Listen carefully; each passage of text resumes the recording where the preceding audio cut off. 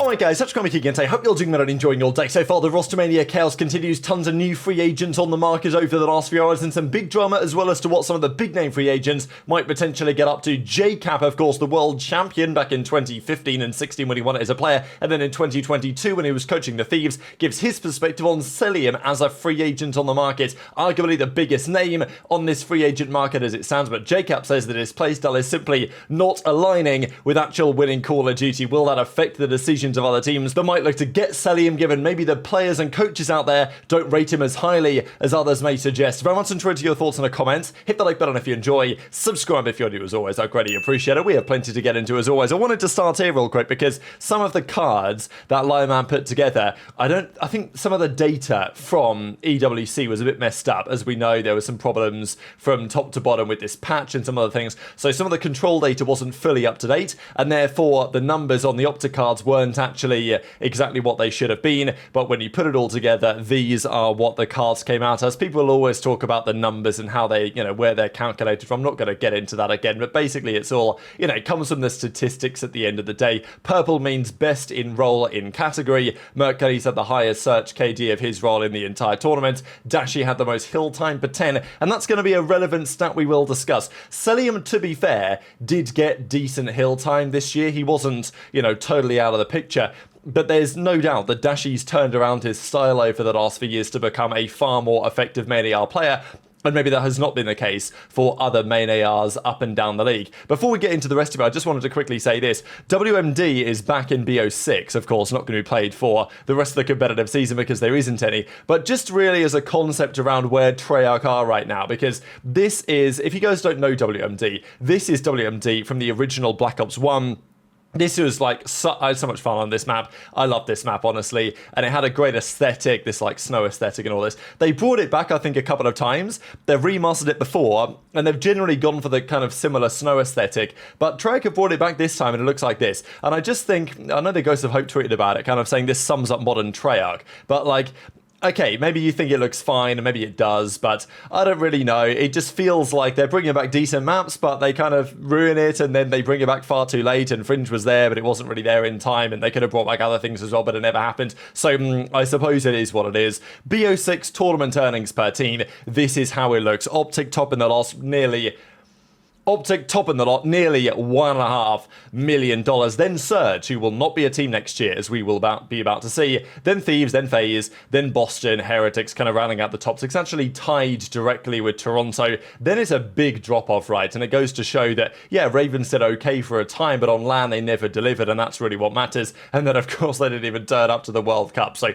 that certainly hurt their chances to some degree. And we have another tie down here at the bottom between Gentlemate and Falcons, fighting it out for who had the worst season between all of those guys. But speaking of Gentlemate and other similar teams, Taylor Miller talks about here the franchise locations and what's happening next, because apparently the teams have voted to keep the locations in the names. Now that may change over time, but apparently there was a vote anyway on this, and the teams have decided that they will keep it around. Now, exactly how that vote works, because franchise locations currently exist, is there a majority rules in this case? Does it have to be an overwhelming majority to overturn the rule? Because I might imagine that if they're doing a vote on this, they may say, okay, we need 9 franchises to agree to change it before we're going to change it. That's how the GAs tend to work. Or maybe they need 7 out of the 12 to get a majority. I would imagine that's how it has to be, a majority in order to change it. But, who knows? Maybe the majority are in favour. Certainly some of the owners, more traditional sports owners, and they see the benefits of having the franchise location. I believe that it will go at some point, but for now it seems to be staying. We know that Hex would very much be happy for it to just be OpTic Gaming again, but that's not going to be happening for now. However, it does appear that yes, there needs to be still a city-based area, but they can use the name of the ownership company, right? So Toronto are going to go from Toronto Ultra to Toronto Koi, which is very ugly, but it is what it is. Potentially Minnesota could be called Minnesota G2 or LA Gentlemates or whatever, get rid of the Los Angeles Gorillas. And also LA Gentlemates, there's rumors that they're going to try and move to Paris anyway, so we'll see if they can get that done. I think there's an argument to say that OpTic Texas just sounds way better than Texas OpTic, right? Which I think that it does. So there is an argument that if I was forming these team names, you know, okay, Toronto Koi is not great, neither is Koi Toronto, but you know, Koi Toronto to me sounds a bit better. I don't know. I like the idea of having G2 Minnesota. It's still pretty ugly, isn't it, really? But I think that if they can do it the OpTic way, maybe they should consider it. JKap says this also gives teams freedom to represent the org rather than the franchise. So apparently, if they want to just wear the Koi jerseys or Gentlematch jerseys, whatever, they can do that. The locations will only be properly enforced on the broadcast. So that's pretty interesting. So maybe the teams themselves, they can just call themselves Koi or something, and they don't have to call themselves Toronto anymore. It's just on the actual... They probably won't do this because it makes sense, I think, for Toronto, but it would be a bit of a weird one if all the teams are just pretending that City no longer exists, but yet actually on the official broadcast they're still calling them the city-based names. It would just be another quirk of this very strange Call of Duty league we've had. But Taylor also finds that Toronto Koi has been submitted as a pending trademark. So stay tuned for that. More than likely that's going to be the team name going forwards. Let's talk about some Rostermania stuff. Ronnie puts together his SMG tier list for the season. And let me just make sure that is fully on screen for you guys. So, you know, understandable. I'm not going to go through this and critique it because you can debate this any number of ways. All I wanted to say was that some of the replies that were coming through. So this is what he put together, and in the replies we get 04, who got slotted into the B tier, says cracked list, and then Purge, who slotted into, where was Purge in the end? He got put into the C tier. Here he is, just a tier below Snoopy.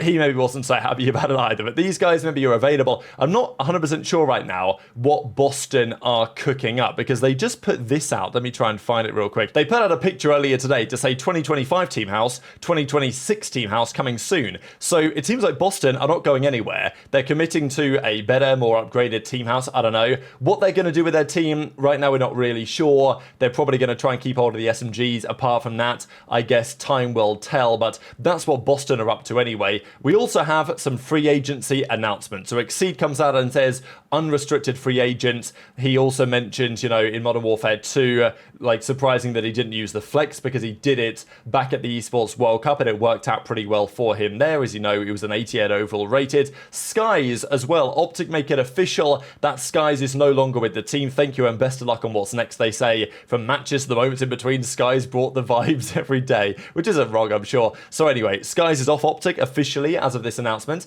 and well, where will he go? That's a very good question. As he says, unrestricted free agent, mind is right and reset, excited to grind again. Wow. It is unbelievably competitive right now to get these CDL spots because there are a ton of free agents and there are a ton of teams making changes, but there are a ton of players that may end up finding themselves in challenges. Priest is in an interesting position for sure. He says unrestricted free agent as well. I think Linz just confirmed it over the last couple of hours that his mind is back in a good spot and he's going to be looking to go hard for this upcoming season. Johnny, you know, Lunarz have also, I think, been released by the Gentlemates, in addition to none other than Kismet. He talked about it and says, thanks to Gentlemates for the incredible opportunity. To the fans, your never-ending support has meant the world to me. Through every loss, it's pretty funny, you guys kept me going every single day and I never took it for granted. So, yeah, he says some thanks to the fans and people are like, oh, you know, well done, proud of you never giving up. And actually that's from his girl, I think. So, yeah, anyway, it makes sense. And then he confirms that, yes, he's exploring new opportunities as a free agent for the 2026 season. So tons of things have happened and there's even more free agents on the market today, especially this is another big one. So Abuzah, 2025 season's over, officially UFA. So it just seems like the contracts for the Surge guys were just over and there's really nothing that they could do. Will Abuzah get targeted by a more promising team? I think potentially he should. Certainly he could. I do think that relationship with Rambo, you know, just because they're both French speaking, I don't know. In my head, it makes a lot of sense. So maybe Abuzah won't go anywhere. Maybe somebody else will from the team. But we know that Neptune is available. We know that Nastie is available. Like, you know, 04 is available as well. Like, all of those guys unrestricted. It's very, very rare to see such chaos, even in a Rostermania period. 04 says, I know a GPT paragraph when I see one, but that is what Abuzah has to say. Officially an unrestricted free agent and probably one of the more underrated players of the year, to be honest. Couple of other quick updates before we talk about about the Cellium stuff. Encourage is back, can you believe it? After grinding challenges and then quitting and then saying he was going to come back and then actually not doing so, now he is back. Sorry to everyone who supported, I won't let myself or anyone down, I'm coming back. So, you know, we'll see if that goes to plan, and we'll see if he commits through it this time. Parasite was also talking about coming back, you know, from a coaching or analyst strategic role. It's interesting really for people in Parasite's position, because a few years ago when the CDL was first coming around, there were opportunities for a ton of players who had just retired to get effectively free money by stepping into a coaching spot, even if they really had no idea what they were coaching. Nowadays it becomes more competitive, right?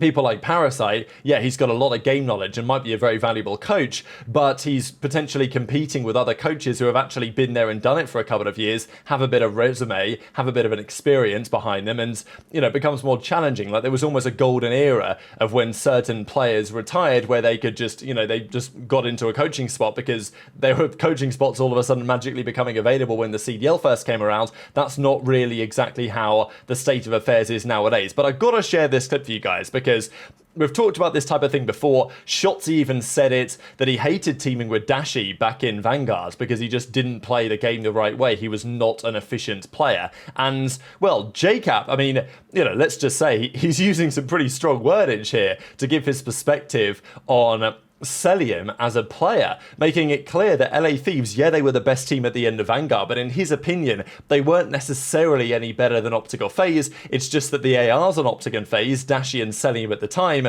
were not doing anything on the map. And Shotzzy would tell you that back then. Yeah, we have the debate on the Vanguard season who was the MVP, because Cell that year had a 1.24, Dashy had a 1.20. Statistically, they were the best players of the year, but many players, coaches would disagree with that on Dashy, and it's interesting because, you know, Cellium is clearly an incredibly talented player. When he pulls out a sub, we saw him do it sometimes in MW19, when he plays faster. When he played fast at last year's World Cup, he dropped to 1.38 and won the tournament with one of the most impressive individual performances you're ever going to see. So it's not like Cellium is incapable of playing in the right way. I do think, you know, there are big questions for good reason on the coaching and like the decisions that FaZe have made to get to the point where Cell just plays like this. And then you've got players as highly respected as JKap, right? Like two-time world champion.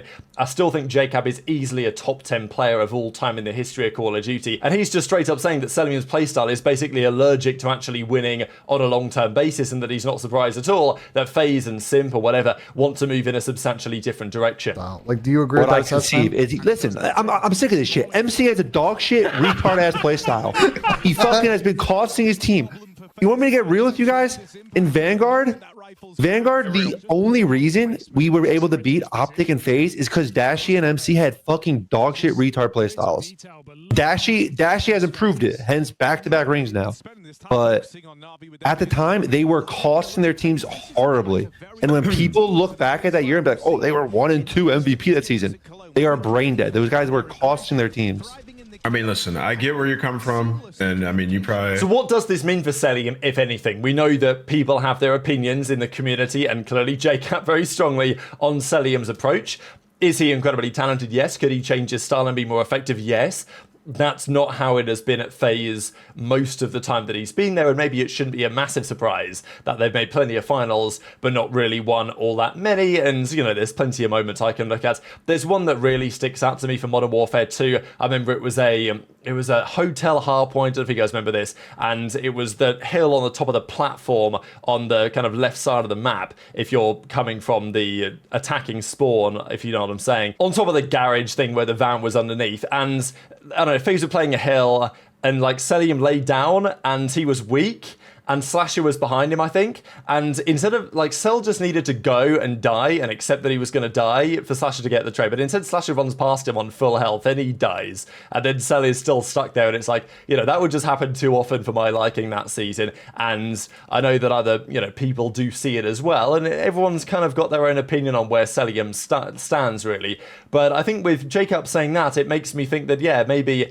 a number of coaches, players feel a certain way about Cellium's approach. agent, therefore may hesitate to pick him up. Now, he's still Cellium at the end of the day, but with that in mind, is he going to get the Thieves spots? Not like JKap calls the shots over there anymore, but, you know, it's a conversation worth having as to what Scrap thinks about the way that Cellium plays in these type of discussions. So, look, Cell's going to get a spot somewhere, there's no doubt, but, you know, I don't really think he's going back to FaZe, and I don't really know where makes the most sense for him to land at the moment. So very much interested in your thoughts in the comments below. Just one final thing to mention, Breaking Point Awards are officially back. We're going to be doing the live show on the 10th of August. The voting is now open. If you guys want to go ahead and get your opinion known, I'll put the link in the top line of the description. But if you go to the website, click on vote now, and you'll find all of the awards here. Some are panel voted and community, some are just community voted, and you can go and give your picks right here. So anyway, I'll leave that with you, and I'll leave you guys to give your thoughts in the comments below. Hit the like button if you enjoyed, subscribe if you're new, take care, and I'll see you next time.